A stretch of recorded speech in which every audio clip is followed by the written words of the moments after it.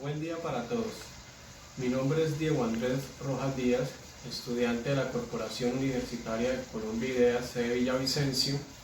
Este video es de carácter netamente académico, que tiene como finalidad y está dentro del marco del tercer corte evaluativo, que está dentro de los estándares y protocolos del reglamento interno de la Corporación Universitaria de Colombia IDEA, en la Cátedra de Contratación Internacional, que es dictada por el doctor Héctor David Gutiérrez Gómez, quien aprovecho la oportunidad para agradecerle precisamente en el marco de esta pandemia, esta situación que se está viviendo a raíz del COVID-19, y ha tenido toda la voluntad, todas las ganas para podernos impartir sus conocimientos a través de las plataformas virtuales. Eso solamente se hace cuando se tiene vocación académica, y aprovecho esta oportunidad para agradecerle. Precisamente dentro de este corte evaluativo, en este momento se tiene la oportunidad de hablar sobre las tratativas preliminares. Antes de eso, quiero abordar que estos conocimientos que se han adquirido durante las clases de contratación internacional tienen como finalidad formarnos dentro de nuestra experiencia y en nuestras habilidades que vayamos a tener durante nuestra carrera. Precisamente en el marco de esta contratación internacional, previo a llegar a un acuerdo de voluntades, a un contrato internacional, se vislumbran estas tratativas internacionales que, a raíz de la costumbre mercantil, lo que se ha venido viviendo poco a poco hace muchísimos años en el tema comercial internacional, estas tratativas internacionales se han elevado a instrumentos jurídicos. Son documentos ya que se pueden visualizar, que se pueden tener en cuenta, que son ese camino, esa brecha que se tiene para llegar a un contrato internacional, pero que no tienen connotación de contratos. Precisamente se habla de preliminar porque es en la etapa precontractual, es previo realmente a llegar a consumarse un contrato internacional.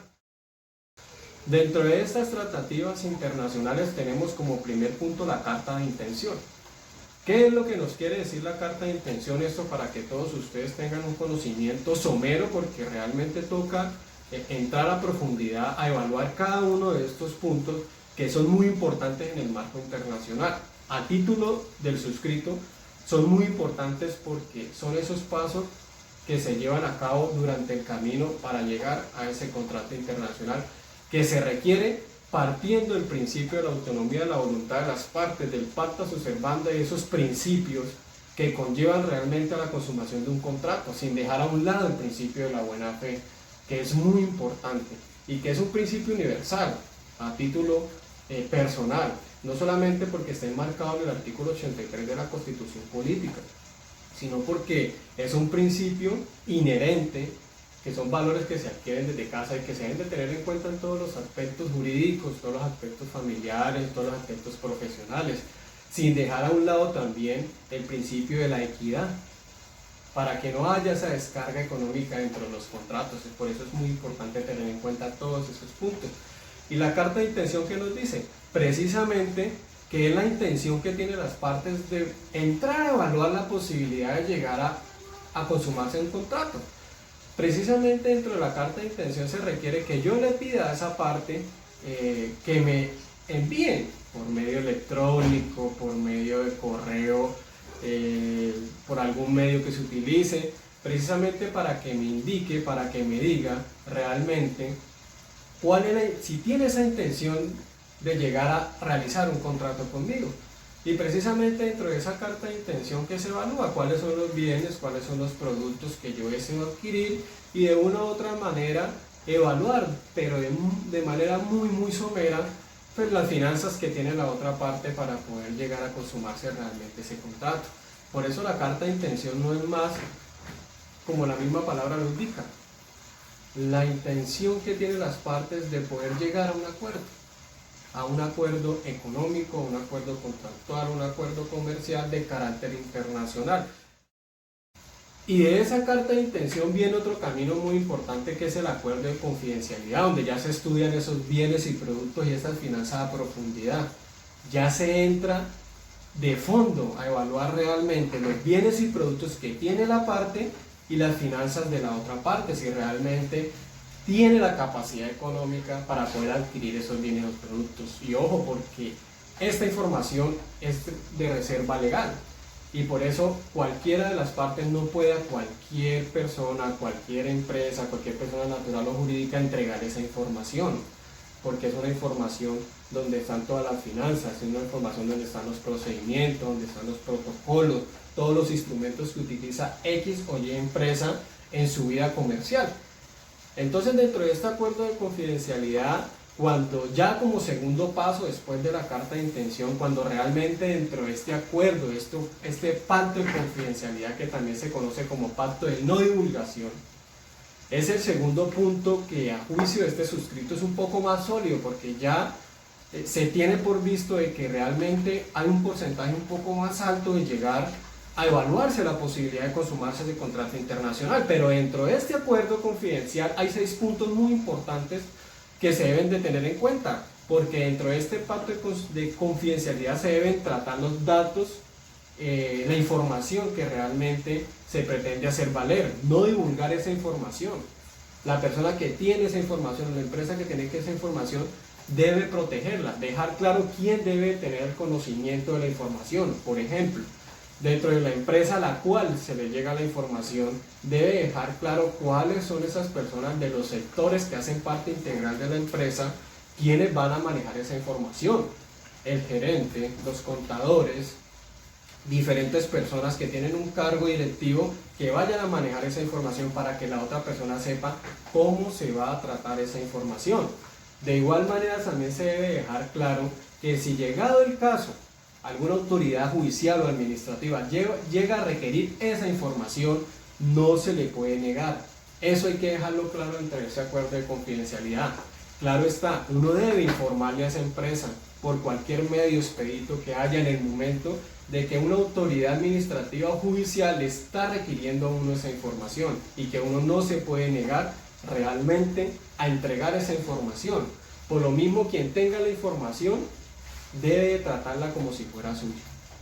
De igual forma debe expresar el trato que se debe señalar, la información que se va a tratar debe señalar si alguna empresa matriz o de las sucursales que maneja esa empresa, también quién va a manejar esa información. Todos esos puntos se deben dejar claro. También se debe dejar muy claro entre ese pacto de no divulgación una cláusula de indemnidad, precisamente que tiene como finalidad darle buen uso a esa información. Y si no se le da buen uso a esa información, se debe resarcir ese daño que se comete por el mal uso de la misma. Y con ella misma una cláusula de reparación económica, precisamente donde también se establece cuál va a ser el tribunal que va a dirimir ese conflicto presentado por el mal manejo de la información y cuál va a ser la legislación aplicable. Porque precisamente eso se trata el pacto, de proteger esa información y no darle mal uso a esa información. Quiero dejar claro que hasta el momento de lo que se ha argumentado dentro de esta información, que tiene sola y única y exclusivamente connotación académica, es que hasta el momento no hay ninguna responsabilidad contractual. La responsabilidad que acabé de mencionar es una responsabilidad por el mal manejo de la información, que es previo a llegar a consumarse un contrato internacional. No es una información, una responsabilidad que genere dentro de las obligaciones de los derechos o los términos del contrato, no, hasta ahí eso es previo a llegar a realizarse un contrato, hasta ahí no se genera ninguna responsabilidad. Es bueno de mencionar hasta el momento ese punto. O lo mismo, como tercero y último, dentro de esas tratativas preliminares se encuentra el memorando de entendimiento. Este memorando de entendimiento, a juicio del suscrito, es muy importante, porque dentro de este instrumento internacional que es usado dentro del derecho internacional privado, se asemeja a una promesa de contrato, se utiliza para conocer los términos, se establecen las obligaciones y los derechos de las partes, contiene los elementos esenciales únicamente, faltando por definir los elementos accidentales. ¿Qué quiere decir este memorando de entendimiento? Precisamente, ¿por qué se asemeja a una promesa de contrato? Porque tiene, generalmente hablando, casi todos los elementos y los instrumentos que se utilizan para consumar un contrato. Es uno de los pasos más importantes porque ya en un porcentaje amplio se va a consolidar realmente un contrato. Ya se ha venido estudiando a profundidad tanto los bienes, los productos y las finanzas, donde ya se tiene ya un marco general consolidado e integral de lo que realmente se va a pactar dentro de un contrato. Por esto este memorando de entendimiento es muy importante dejar claro absolutamente cuáles son los protocolos, los pasos y los términos que se van a utilizar para llegar a cabo a ese contrato internacional. Y que es muy importante lo que yo hablaba al inicio de este video de la buena fe. ¿Por qué la buena fe? Porque si se entiende que este memorando, que no es un contrato, sino que se asemeja a un contrato para establecer preliminarmente cómo van a ser esas reglas del juego, es muy importante actuar bajo ese principio de la buena fe. Y no que después de celebrado ese memorando de entendimiento y ya consolidado un contrato, se vayan a cambiar esas reglas de juego. Porque acuérdense que todo parte de la autonomía de la voluntad de las partes, enmarcado de ese principio de la buena fe. Por eso es muy importante revisar muy bien ese memorando de entendimiento, porque ya es el último paso donde ya se va a abrir el portón para realmente consumar un contrato internacional. A juicio de este suscrito, en los diferentes contratos internacionales que existen hasta el momento, es muy importante este memorando de entendimiento, porque ya es donde se consolida todo lo que se ha venido trabajando para llegar a ese contrato internacional. Espero que después de todo lo expuesto y lo argumentado dentro de este video, lo utilicen de manera académica, les sirva para sus estudios, para sus clases y quien quita, para su vida profesional, que es muy importante que lo tengan en cuenta. Muchas gracias.